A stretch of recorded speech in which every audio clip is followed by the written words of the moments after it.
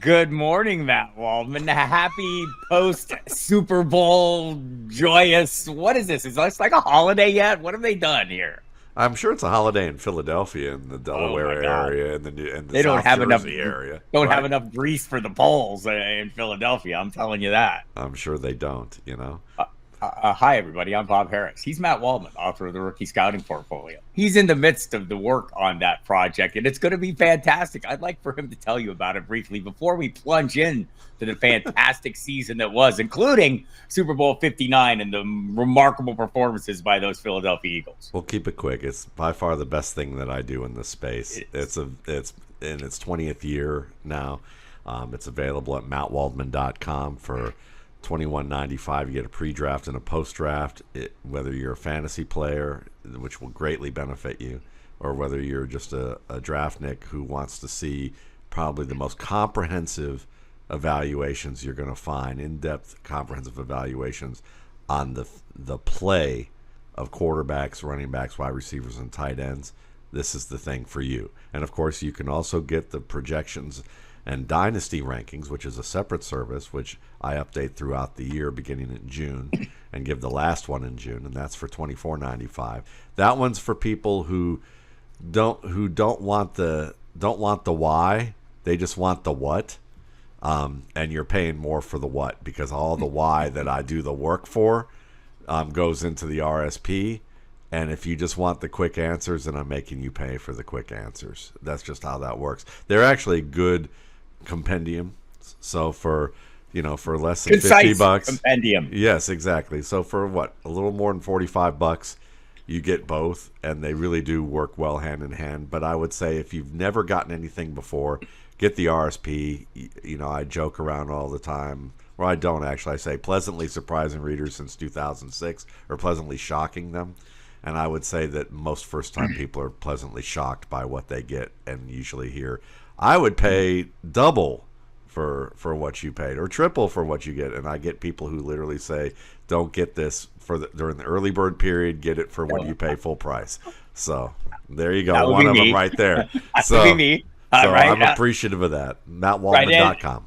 MattWaldman.com. Buy it up now. It's nothing better on April 1st than getting your rookie scouting portfolio. I will say the why is the best part of the project. And no, I don't read all the why. Nobody can read all the why. It takes you a year to read all the why. But when you want to find out about a specific player, a certain player, like I glanced through it all, right? Like you're scrolling through, I'm checking the rankings, I'm looking at the comparison tables. Favorite part. Because it works with something I already know. But then when you're digging into players, you're getting into your dynasty draft, and you see the players that are falling in the range of your draft, you can go in and dig into the whys. And later on, seasons later, when a player's emerging out of nowhere, you're going, well, is he emerging out of nowhere, or should I have known this? And you go look at the why and maybe said, damn, maybe I should have read all the whys. And it's really, yeah, I mean, usually it's somewhere between 900 to 1,200 pages in length, but you're probably, the why stuff that you're really going to read is about 300 pages worth. And that's something that you'll probably be able to do during an off season, and that's the part that leading up to draft. Yeah, that's the part that most people are reading and taking days off from work or working, quote unquote, but taking RSP vacations and ignoring what they're supposed to be doing. Yeah, that kind of thing too. Your kids, go send them to a water park, whatever, that kind of thing. Yeah. Miss Diehard has learned that April 1st, she might as well just go ahead and make plans. I'll be busy.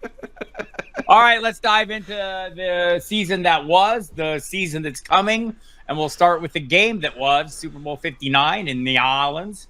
The Philadelphia Eagles, a dominant win. Not going to victory lap, except I will a little bit.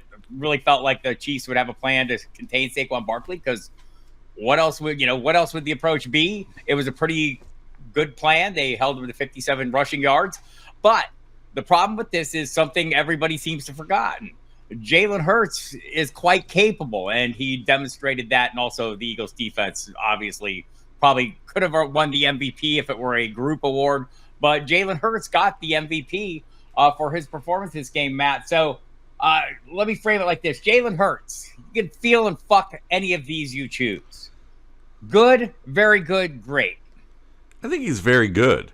And I think that very good is, to me, good is someone who, with a great team around him, can be a top 5 quarterback on a regular basis. Very good is someone who doesn't necessarily need everything to be working in perfect order to have that top 5 potential.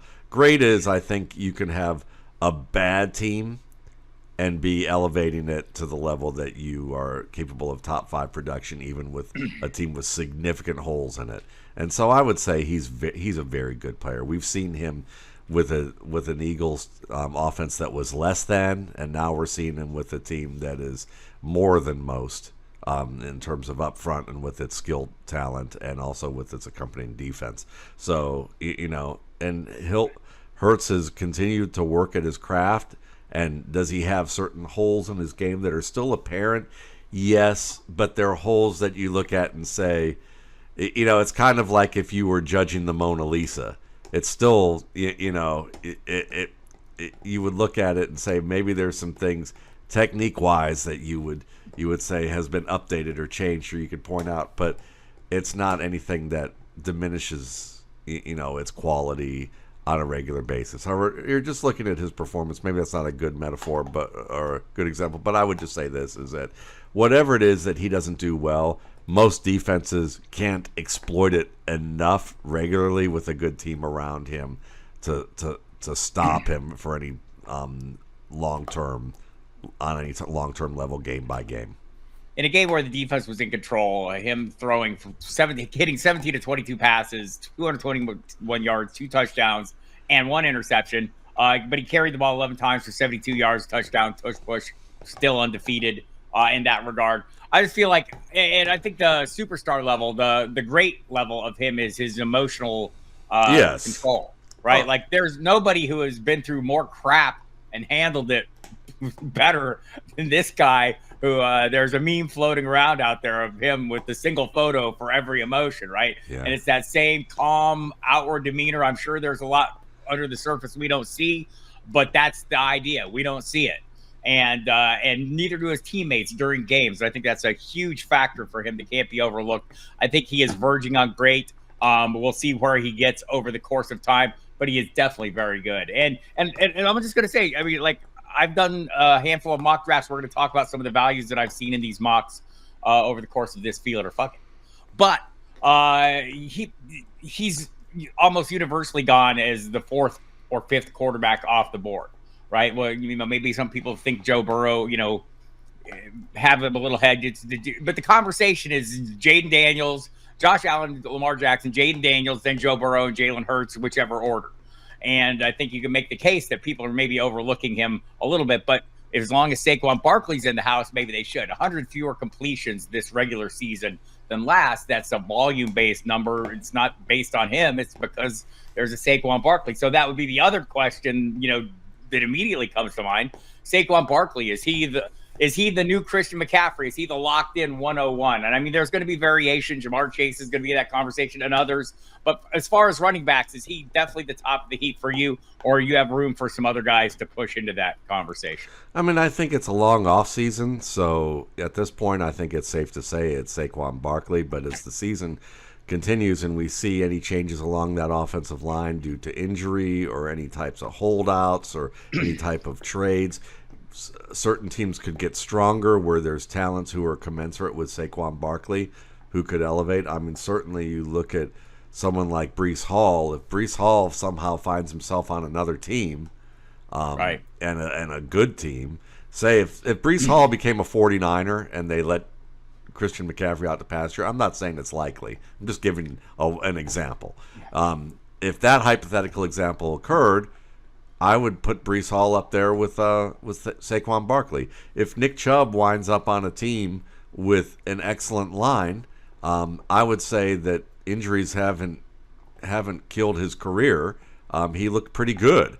So I think there would be an outside chance of even something like that happening. Derrick Henry, we saw what Derrick Henry did last year.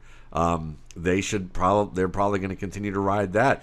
It wasn't like he was far away. So I would say Barkley is the odds-on favorite right now and will continue to be, but it's a long off season.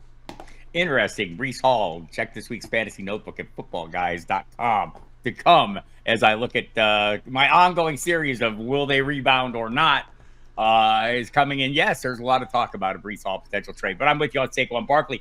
I found it interesting in most of the drafts I've been in that A.J. Brown has fallen into the middle of the second round. Is he a value there, or does the passing volume we saw this year, the diminished passing volume in Philadelphia, is that merit the reservations?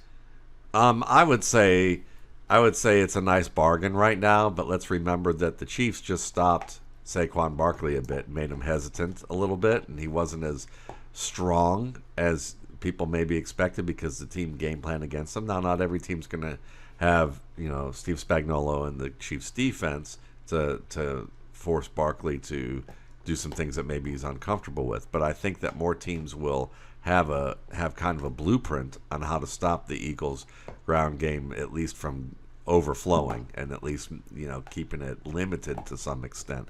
So with that in mind, A.J. Brown could probably get more involved, but I think that I would look at anywhere that he is right now is a potential. It makes him a bargain and worthwhile taking. He's one of those guys early in drafts that when he falls to you, go, yeah, I'll take that chance. Yeah, I'm with that. I think that's exactly how to nail it. Kansas City Chiefs tight end Travis Kelce has not decided on his playing future. This, according to Ian Rappaport and everybody else who's ever been paying attention to football up to this point, clearly had nothing to say after the game. Was obviously asked questions, but didn't address it. What's his fantasy value if he returns?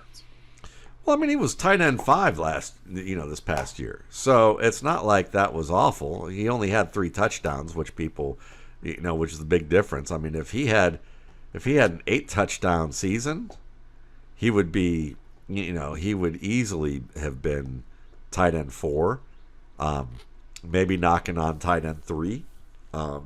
So it's not like we look at him and say he's not what he used to be, but what he used to be was a dominant wide receiver playing tight end, and a dominant fantasy wide receiver playing tight end. Now he's just like, I would joke, now he's just like Antonio Gates, which was a really top tight end, and I would say that Kelce still has that opportunity in that system. I wouldn't write him off as a tight end 1.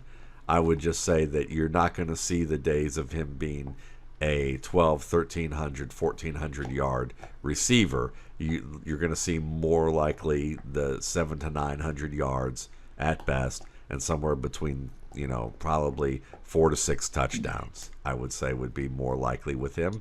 And because, again, he missed a game. He played 16 games, too, and had 97 catches for 823 yards and 3 scores. So, I think we're at that point where he's just going to be perennially a bargain because people are going to be looking at the age cliff and they're going to wait for him to fall completely off of it, and you're going to be able to start getting him probably as a guy that isn't ranked in fantasy experts' rankings in the top 10 or even top 12, and that would be a mistake. People keep waiting for me to fall off the age cliff, and the truth is they missed it. It happened like 30 years ago, and they just didn't know it. The list of tight ends I would probably take over Travis Kelce right now if I'm drafting today. Brock Bowers, Trey McBride, George Kittle. I'm going to go ahead and throw Mark Andrews in there. I would consider Sam Laporta in there, TJ Hawkinson. I would consider David Njoku as well, even not knowing quarterback sight unseen there in Cleveland. We'll talk a little bit about that. But but he's in the conversation with the tail end of that group. Jonnu Smith I like an awful lot, assuming things don't change materially in Miami, the way that offense kind of refocused and made him somebody figured out what Jonnu Smith was or is. And what he is faster than most of the guys who try to cover him. So kudos to Mike McDaniel for that, and we'll see if they can carry that over. Or if defenses have done, apparently, with his offense, figured some things out every offseason. So we'll be watching for that. But, yeah, Travis Kelce, if he continues playing, should not be overlooked. There's a dearth of high-end talent. We'll see. Maybe some of the rookies coming in that you'll be reading about in the rookie scouting portfolio available at mattwaldman.com. Will come into play there. All right. So Jake Laser reported in the pregame show the big news of the day that had everyone scrambling because everyone else was a little more mealy-mouthed about it. But prior to that reporting, Aaron Rodgers will not be returning to the Jets. The word is that the Jets had him travel to New York to tell him to his face as a sign of respect, which I don't know if that's actually a sign of respect, making someone fly there to tell you to get lost, but I don't know. Phone call would have worked for me. I'm sure also, Brick probably wanted to tell him to his face. I'm not sure Brick was in the room for this one. Dumb as a... Aaron seems like a pretty chill guy for most part, but I'd want to slap Brick around a little bit, and I don't even know him. And probably I'm being unfair based on media reporting, but we've talked about Aaron Rodgers quite a bit here. The subsequent reporting that followed that up, though, was about Davante Adams likely not to return either. Davante Adams, feel it or fuck it, still a wide receiver 1 in the NFL. I think the capability is still there, but if you're going to be a fantasy player and value him, I would say fuck it. He's a wide receiver 2 in value that could go either way, and it's going to depend on landing spot for him on how much he can do. But I still think he's one of the better route runners in the league. The question is, it's been a couple years since we've really seen the level of play that he could have been, and I don't think it's because of him, but more because of his quarterbacks. So I would lean towards buying into the bargain that he's going to be, even though that that with the age cliff, it can either be like a Bob Harris age cliff, where it's basically just like one step on the stairs and you go, oh man, I almost fell down that, or it could be a whole flight. And I would say that with Adams, it's probably more likely a step or two, and that still makes him a bargain. Fair. I tend to agree with that. And I think ideally he would land in a spot. I don't know if this is ideal or not, but a team like the Chargers, where you have a rising star in Ladd McConkey who can handle a great deal of volume, open things up for Davante Adams with a big arm quarterback to make the kind of plays downfield consistently that maybe Quentin Johnston doesn't make consistently at this point. You quit being mean to Quentin Johnston. Okay, go ahead. Do it again. The clap attack is back. Yeah. So we'll see how that plays out. We'll talk about some other receivers here and maybe include Adams in the conversation. We're going to focus on quarterbacks. Minnesota. J.J. McCarthy is set to begin football drills a few weeks, likely to be ready when OTAs get underway. Remind us, is he ready to start? Feel it or fuck it? Fuck it. He's not ready to start, but he is someone that could learn fast enough that he could prove me wrong on that front. Let me just phrase this and see if you agree with this while you're doing this. There's been talk that were he in this year's quarterback class, he would have been the quarterback 1. That's what I hear. We'll find out. I'm about 4 quarterbacks in this week out of the 12 that I'm going to watch for the RSP. And if there's, we'll circle around. You will circle around. There's some guys. I'll put it this way. He's probably he'd probably still be in the same spot that I see him. Like the potential's there, but he was one of those guys that has kind of a bit of a tangled game where it comes to how you manage the game. And his game management had some issues, and you also wonder about how he's going to be really as a decision maker. And I think that with the offense that he has around him, I would err on the side that he's capable of doing it, because if Sam Darnold and his ghosts was capable of having the season that he had, I think J.J. McCarthy has a chance to develop fast. And McCarthy's, Darnold, when you look at Darnold, certainly it was a good season, and it was kind of more like a season where you see someone who perpetually misbehaves, and you see him tempted to do things that he shouldn't do, and he's been able to rein that in a bit. So we'll see if that happens, if that lack of discipline comes back into his game like it did at the end of the year. Ghosts of the ghost still haunting Sam Darnold at RSP headquarters. Well, let's dive into the Sam Darnold pool then. Darnold, worth franchising for the Vikings, even if they plan to start McCarthy? I think it's good to have 2 quarterbacks on a good team. And I think that, certainly McCarthy has the potential to become a good quarterback. Darnold is a good enough quarterback. I would, while I would like to rephrase it, and again, it's not me, but if it were me, I would rephrase it as you'd franchise Sam Darnold to see whether McCarthy can develop into being the starter, and look at it that way, as opposed to saying, saying it the way you did, but you know, I think that's I said it like that because I think that may be how the Vikings see it, right? I mean, all the talk is from Quincy Adolfo-Mensah and Kevin O'Connell is they think McCarthy's ready to start, and they would like for that to happen. So you've got him on your rookie contract, so paying the big starter money for a year to Sam Darnold to ensure that that's actually the case. Maybe that's a hit that they don't actually think it's the case. Maybe it's just talk. Yeah. But I do think I would feel that. I would probably still do that because it turns out there aren't enough quarterbacks to go around. And so in this division, I mean, the Bears just got better. Right, for sure. And we know that the Lions are good, and we know that the Packers can be good. This is a tough division, and so they lose one of their quarterbacks, and they're screwed. Yeah, their season's screwed. I 100% agree with that, and but they are not alone. Many teams would say the same thing, and if you have that opportunity to keep the guy, I think it would be a good choice. Sam Darnold, feel it or fuck it, a good choice for the Raiders, given the circumstances. Chip Kelly, now their offensive coordinator, Pete Carroll, their head coach, will probably play a little defense, maybe lean into the run and find a running back. Is Darnold a good fit there? He could be, because certainly you saw that the Vikings are kind of that type of team too. They want to be an aggressive defense. They want to run the ball. They want to let Sam Darnold operate off of that. Darnold just happens to have excellent receiving core. I would say it would be a good fit. The Raiders would be happier with him than I think fantasy people will be happy with him. But it's not a bad play. Yeah, I would feel that. I mean, we'll talk about some other options for them as well. Some talk that Kirk Cousins and Daniel Jones would be targets for the Cleveland Browns. Remember, Deshaun Watson retore his Achilles, had a second surgery. Don't expect him back anytime soon. I don't know if that gets Cleveland off the hook.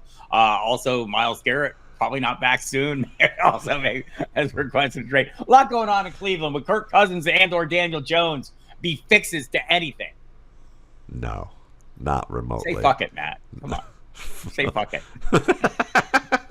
I want to say fuck it to a certain organization near Lake Erie, and I'm very close. I was very close until they picked Nick Chubb. So this may be the finer nail in the coffin for me as a fan. I don't know. It's very tough.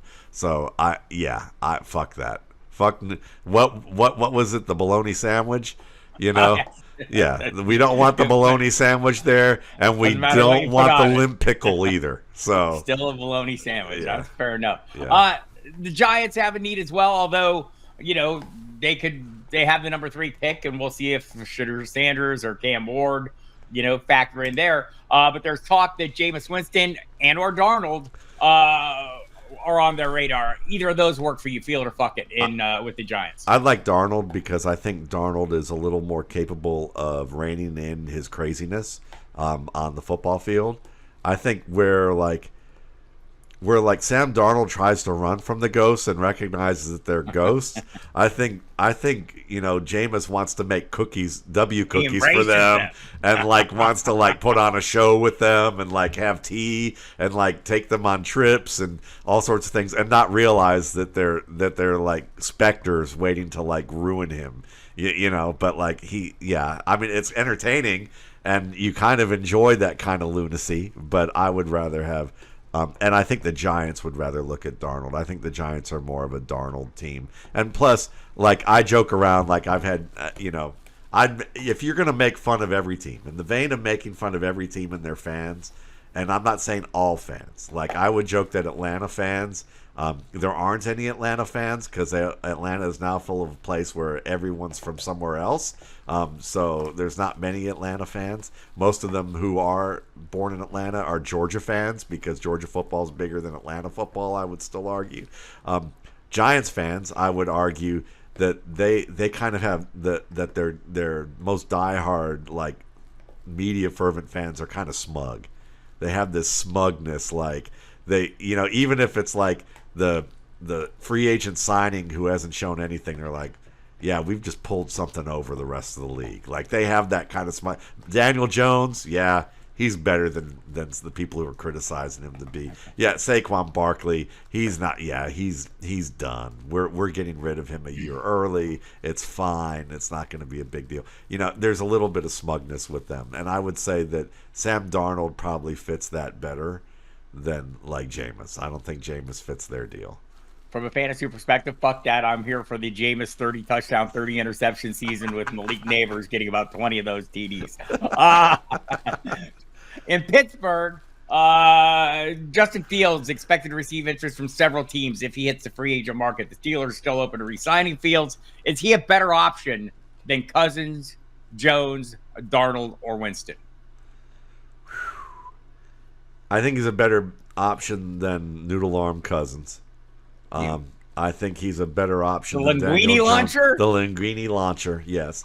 And then he's definitely a better option than Daniel Jones, even though people will think otherwise, that Jones will be the new Sam Darnold. But I think Darnold and Winston are probably, the better options there.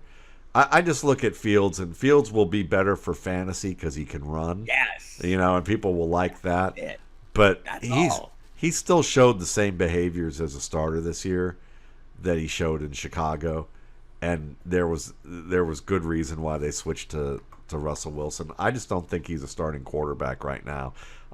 He's close, and he can give you some good games, but just when people say, "See, I told you," it's when it all falls apart, when defenses adjust. So he's not there for me yet. He might get there one day, but he may need a bit of a Geno Smith, Sam Darnold journey before that happens.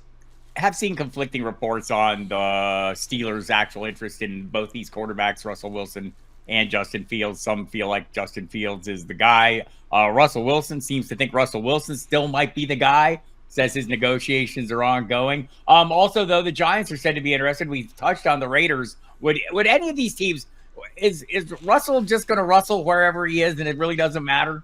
Yeah, because he has a distinctive game. So, all of these guys do, but his game is a little different than others. He's a moonball deep thrower. He's not going to give you some of those intermediate timing routes that you love. And he's not really like a rushing yardage gainer.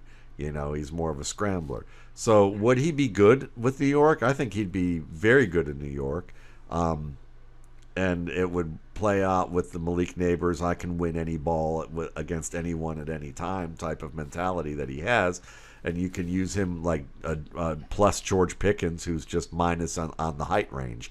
And then, if they get another receiver, maybe say Cooper Kupp, if Cooper Kupp gets let go, or gets, is looking for someone to work with, you could do that. Maybe get somebody like that, or Chris Godwin. Chris Godwin would be an excellent choice to complement Malik Neighbors in New York. Wilson, I think, is the type of quarterback that baseline, without adding in the factor of the offensive line, the receiving core, and the coach, I would say he's good for at least 6 wins just himself, by putting you in position to win. And then when you add in quality at those other positions, you get extra wins with that. I think he's a guy that can conceivably give you a 9 to 11 wins and get you into the playoffs, depending on how strong your team is. All right, fair enough. Cleveland Browns, the impending free agent running back Nick Chubb said he hasn't had any contract discussions, hopes to re-sign with the Browns. As the guy who is high on Chubb as anybody coming to the league in 2018, many of the things you read about Nick Chubb in the 2018 rookie scouting portfolio are the things that are widely accepted and stated, the best pure runner, all those kind of things you would have heard from Matt Waldman while everyone else was looking at Saquon Barkley. Not that he wasn't looking at Saquon Barkley, but this is the kind of level of stuff you get. But Chubb's future, feel it or fuck it? I feel it. I'd like to feel it somewhere else behind a good offensive line. As a Browns fan, I'd like for him to stay. As a Browns fan who's soured on the Browns organization, I'd like to see him go to a team like Kansas City and just say, you know what, let Kareem Hunt walk. Maybe Pacheco, we can let him be a backup. And if you got if Chubb isn't back to what people isn't back to the ability to be the load carrier, then you don't have to worry about that because you've still already got those two guys. But you could bring Chubb in and sign him, and I think that you might have a chance at a bell cow back who can give you 1,400 yards and double-digit touchdowns if he stays healthy. And I think he can because, again, the ACL tear, obviously the second one was the multiple tear was a big deal, but he looked good on the field from what I saw with it. It's, you can't look at the yardage. You got to look at how he plays and what he was doing. And he looked good. And so he broke his foot. That's a healable injury. It's like Chris Godwin and hurting his shoulder. Yeah, he's got a full off season to rehab, but it's not a thing that's going to have lingering issues with him. The same thing with the broken foot. So I would argue that you get him on a team with a good offensive line, and he can be a top 12 back in this league again. We'll see if teams are open to that, though. I'm sure in a league where somebody just went out and paid Saquon Barkley to put him behind a great offensive line and won a Super Bowl, there will be teams looking to mimic that path, whether they view Nick Chubb as that guy or capable of leading that guy, or teams that have the offensive lines capable of launching that kind of success. It's a pretty narrow band. It's like Philadelphia, Detroit. Detroit's not in the market, but there are still some teams out there with solid offensive lines that could probably use the Giants. Honestly, if the Giants were realistic, they have pretty good trench work. If you could get Nick Chubb on the cheap and sign yourself a quarterback, you might actually be able to compete with the Washington Commanders for a playoff spot. Matt Waldman just said, fuck Tyrone Tracy Jr. I would say slow your roll, Tyrone. Learn from the best. You've learned quickly and you're good. But if you had a chance to have Nick Chubb alongside, I'd say fuck Devin Singletary and let Tyrone Tracy learn another year. I'll suggest the early mock drafts I've been in lead me to believe many people think that fuck Tyrone Tracy. We'll leave it at that for now. Keenan Allen may not return to Chicago. This according to USA Today's Elisa Barbieri, unless he's open to signing a cheap deal. Let's say he doesn't. Rome Odunze's value without Keenan Allen goes up. I'm feeling it. Rome Odunze is a good route runner. He's a good all-around receiver, and he wasn't used at the level that he could have been used last year. And I think Ben Johnson's going to remedy that. I think you're going to see Rome Odunze have a chance this year to show signs of life that make you think, oh, maybe he is one of the top 5 receivers and one of the best wide receiver rookie classes we've seen in recent years. All right, I tend to agree with that. I would be feeling Rome Odunze quite heartily in that offense that Ben Johnson is going to cobble together. San Francisco 49ers wide receiver Deebo Samuel has been given permission from the team to seek a trade this offseason. Some of the teams mentioned have been the Patriots, Bills, Broncos, Chargers, and Rams. Why should they all avoid Deebo Samuel and instead go after any of the other wide receivers we're talking about today and that we're about to talk about? Well, I'd say with the Rams, you might not have to because you could get a Robert Woods light, a little bit more physical of a runner, and you could use him in that Deebo Samuel package within an offense that's pretty much Cousins with the 49ers version. So if you want to go with that, you get some value in your run game, and that works with your team. But the rest of those teams, I don't know. I'd feel like you'd have to adapt your passing offense to him in a way that might not be what you'd want to see because he's not great at separating. He's not a great route runner. He's just skilled at catching the ball and running after the catch, and he can do a lot of that gadgetry type of work for you, and even fill in as a running back. But he's kind of an aging running back who catches the ball well and catches it downfield. So, I hate to simplify it that much because it's a little more nuanced than that. But yeah, he's, I think the 49ers are happy to be getting rid of him. And that it's his idea, and that they're going to let him pursue that, and they can move forward without him. I think because it was also their idea. I think that's why they're happy, because they're going, fuck yeah. Yeah, it seemed like his time had gone there. So I thought you made an interesting point. We know the Rams are trading Cooper Kupp. Tutu Atwell not expected back. Is that wide receiver 2 spot something we should be paying close attention to, and maybe even the tight end position in Los Angeles? Field or fuck it? Yeah, absolutely. We should be. I mean, Matt Stafford certainly needs as many experienced weapons as he can get, or very dynamic weapons. And he's at the tail end of his career, and he knows that his time is now. And if you want to get the most out of him, you want to make sure that you give him the savviest weapons possible. And losing a guy like Kupp is a big blow for him. So I would say, and if there's talk that maybe the team would trade Matt Stafford, I don't think that's going to happen. But if there's a team.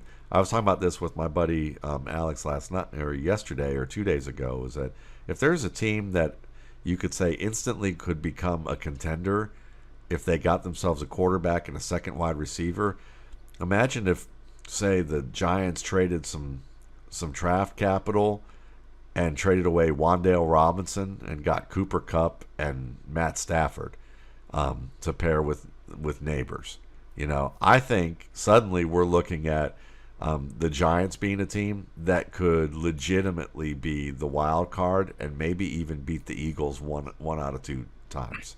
I think everyone who watched what the Washington Commanders did last year has great hope that with a different quarterback, a new coach and GM, and a little bit of fortuitous timing and luck, you too can make it to a championship game or thereabouts. Yeah, but what's funny is, the thing that we're skipping is, of course, is we're reading the headline, but the body of the entire article is, who did they get in the trenches on offense and defense? True. And how good has that offensive line been? And how good is that defensive front?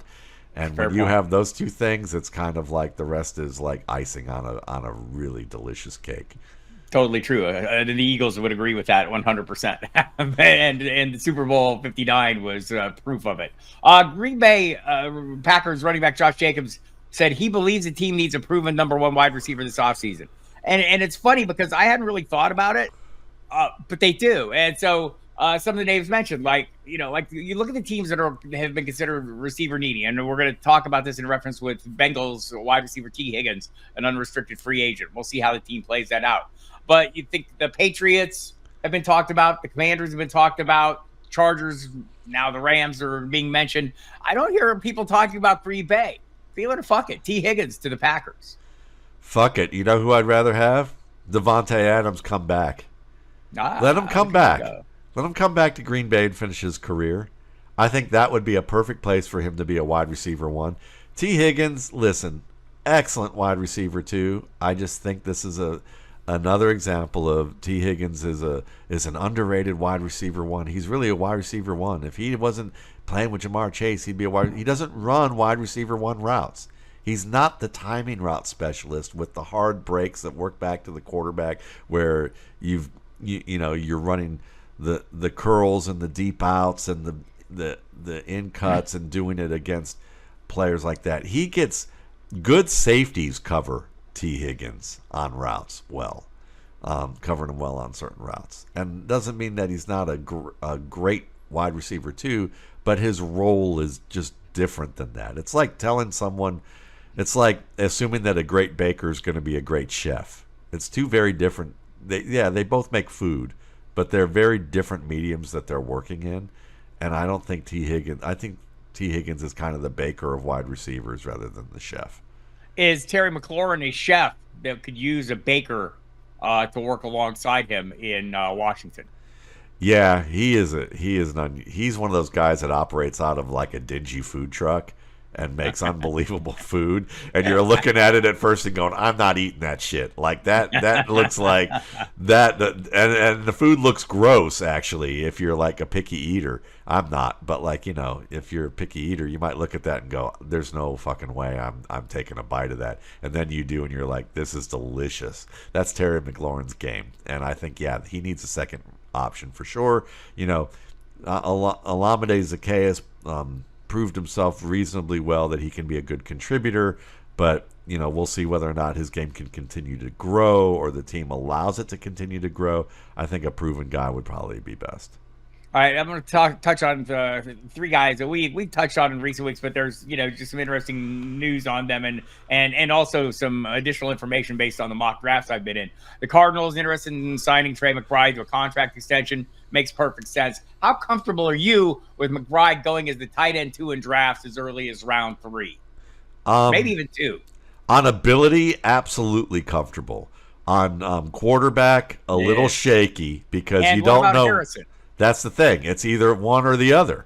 So to me, I think McBride has the best chance of sticking to being the main guy, and Harrison being the guy that eventually is going to go, I want out of Arizona because Kyler doesn't throw the ball to me. And where he does throw the ball to me, he throws it in a shitty way. And he's more concerned about his rushing yards and raising his hand to get touchdowns than he is about actually distributing it well. And, all sorts of things that I could see petty complaints about with Kyler. Honestly, I think that Marvin's going to stay, Trey McBride's going to stay, and eventually I think the Arizona Cardinals are going to draft a quarterback this year, probably in the third, fourth, fifth round. And it may not be a great class, but they're going to trade for somebody who's got some promise, and there's some guys that are promising below the Cam, Shador, line there, that could grow in a couple years and develop, and they may do that and realize we can get Kyler out of here if it works out, because I think they have everything that they need to be a contending team except a legitimately strong quarterback. Yeah, it's fair enough there. We talked about Adam Thielen, the possibility of him moving on and what it means for the other pieces there. Now the reporting is he's expected to return, could get an extension. Saying this in light of the fact that in a Sirius XM fantasy host draft that I went in, he was drafted in like round 16. He's already an afterthought. Feel it or fuck it.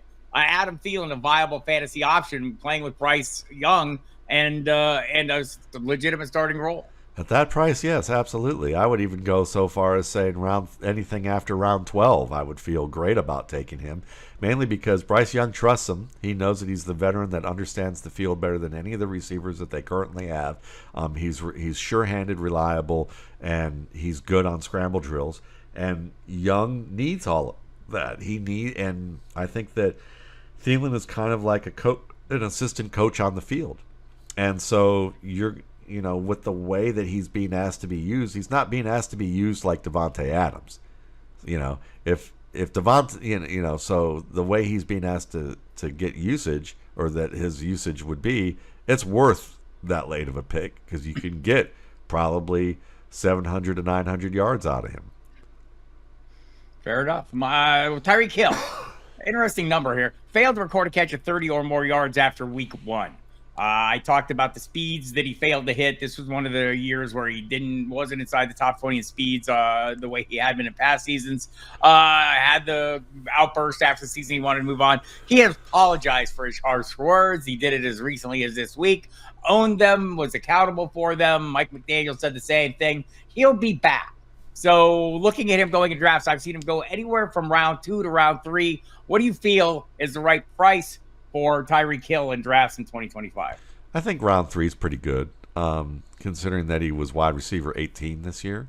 You can get him at round 3. I think that's a relative bargain, and I think I would expect a rebound year from him.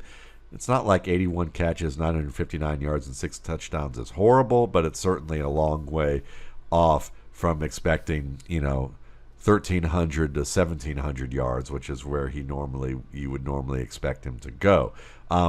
So yeah, if you can see him as a wide receiver 3 with upside, or a solid wide receiver 2, I think he can hold it in the road there. Fair enough. All right, there you have it, people. Another fine episode of Feel It or Fuck It. There's no contest this week. We'll come up with some more in the future.